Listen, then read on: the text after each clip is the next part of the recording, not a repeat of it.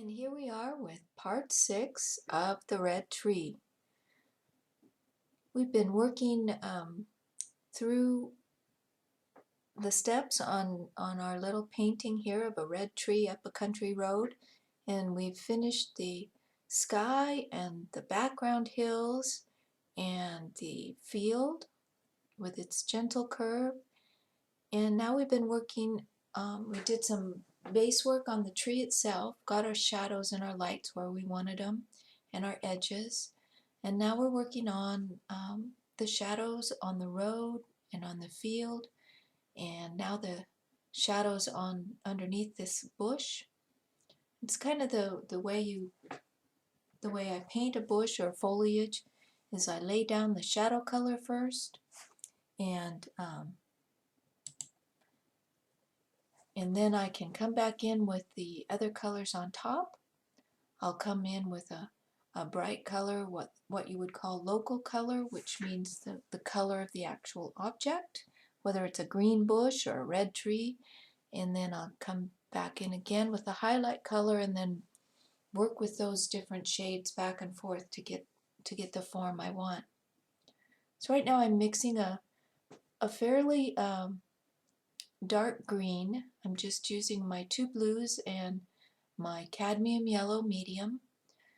I find as I'm mixing a green, the ultramarine will tend to make it a little more dull. It's not a transparent color, it's a fairly opaque color.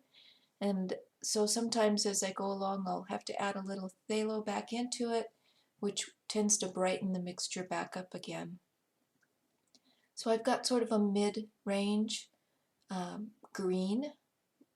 And you can see the brush, the way I hold my brush when I'm doing foliage is I'm holding it very lightly in my hand and I'm rolling it, put a lot of paint on the brush itself, and I'm kind of rolling it. And that way it just catches the canvas. The canvas itself has a weave to it, and it has bumps and valleys, hills and valleys to the canvas. And if you hold your brush very lightly, it will kind of skip over those hills on the canvas and leave you with a foliage-like edge and look to your brush stroke.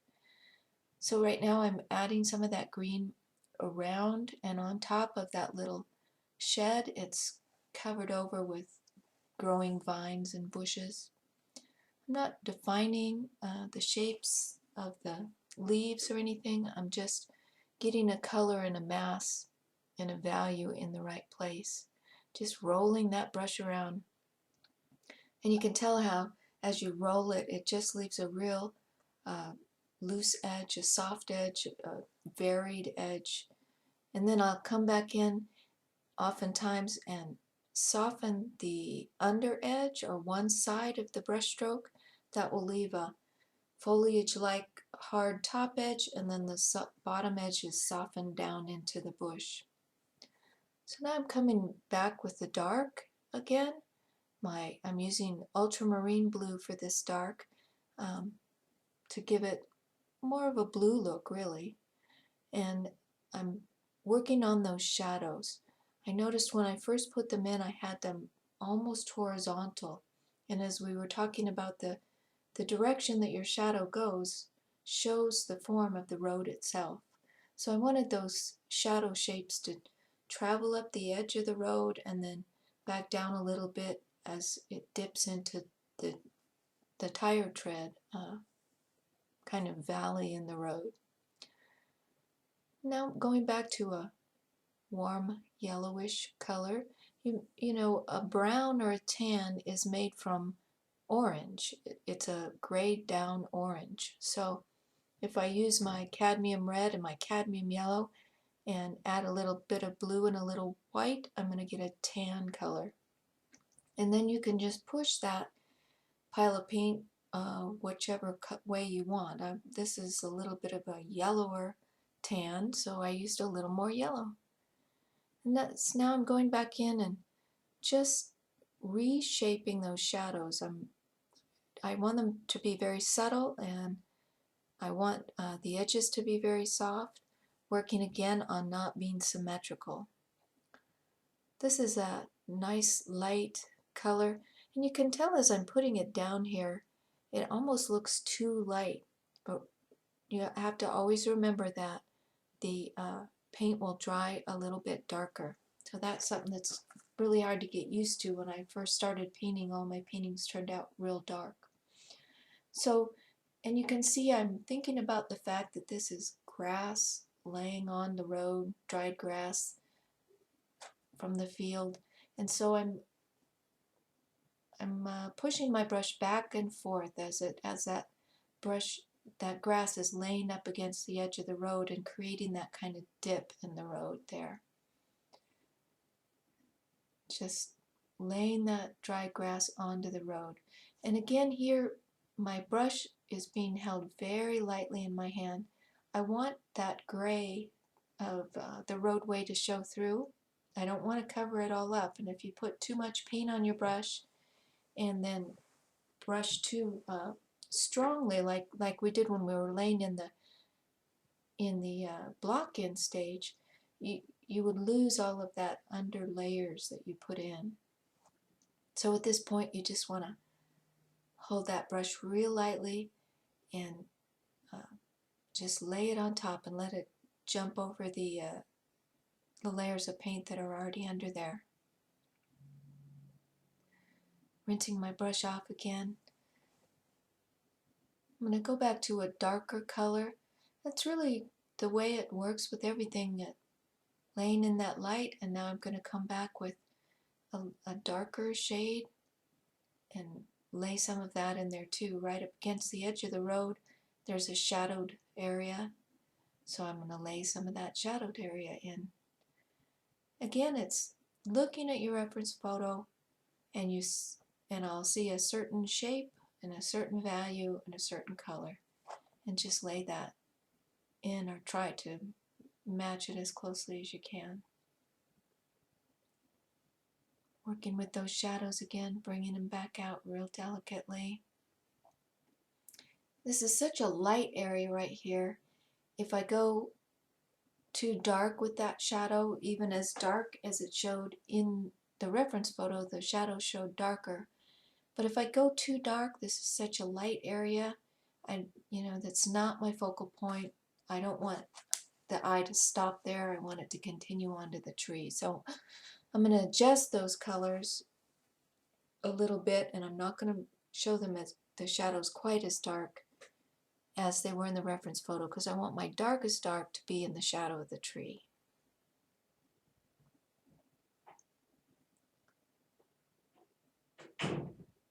So just continuing on and adjusting those shadows until I'm happy with them.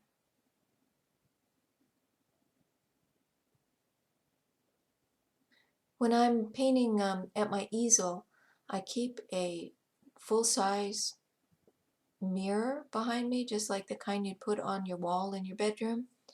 And I just have it freestanding up against my shelving that's behind me. So as I paint, I can turn around and look at my painting in the mirror, and that gives you distance on it. I don't have a huge studio, so I can't step back 10 feet from my easel. But if you use a mirror like that, then you get a long distance view, and it's amazing how when you're looking close and you're looking at detail that you're painting and you've been looking at it for an hour or two, you don't see you lose the forest for the trees, So when you look in the mirror, big things will jump out at you, like, oh my gosh, I put that in a completely wrong place, or this is way too light or way too dark. And I kind of use that as the way I decide whether or not I'm going to keep this. It's like, if something jumps out at me and it's not in a good way, then I know I have to fix that area. So I think I finally got my shadows where I want them. At first I had them there too symmetrical, which is what I always tend to do. So now I'm going back with the darker dark just under the shed itself, and where it meets the road, and leading up to that tree.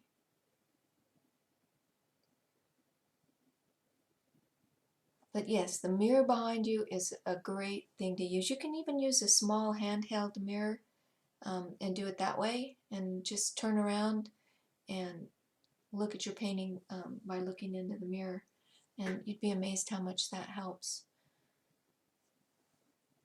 Holding it up and comparing, and it's pretty amazing how shadows I often notice people will comment on the shadows in my painting. Oh, I really like those shadows. For some reason, it's something that we're drawn to, is the interesting shapes that shadows make and the interesting colors that you can find in shadows. So compare, compare, compare. And then we can move on to something else. I've changed to a smaller brush here. And what I'm doing, that was almost pure ultramarine blue. I often do this in my shadows. I like to put a little bit of some pure color in them. Again, as we talked about, I don't like shadows to be dull. I like them to be interesting. So I'll often take a little bit of pure ultramarine blue or pure alizarin crimson or a combination of those, and just put little touches, tiny touches in the shadows to get to make the shadows kind of vibrant and not flat and dull. Okay, I think we're going to move on from these shadows at this point. I'm going back with my light. Oh no, still working on the shadows. Like I'm adjusting those edges like I did in the field.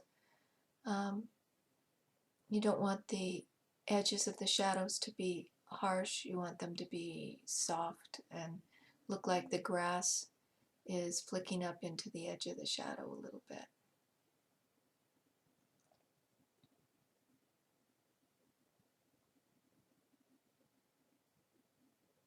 I think we all work at our own pace, and certain areas of the painting will capture your attention more or give you more troubles than other paintings. But that's the beauty of working with acrylic paint too. You can keep going back over it until you're happy with it. A lot of times what I'll do is I'll be working on an area like this and it'll be driving me crazy and it's just not quite what I want it to be. And sometimes you just have to leave it and come back later when you have a little more perspective on it. Okay, using some of my gray, sort of a mid-value gray, and working now into the road. You know, the big part of the road is just getting a loose feel to it. I want a little bit of shadow, a little bit of light. I don't want to do a bunch of individual pebbles or rocks or anything because that's going to draw way too much attention. Well, we're getting to the end of this video, and I just want to say we have a couple more of these till we get to the end of our painting. And I hope it's been useful to you, and I hope you will join me for part 7, and we'll get closer to finishing up this little painting. Thanks for joining me.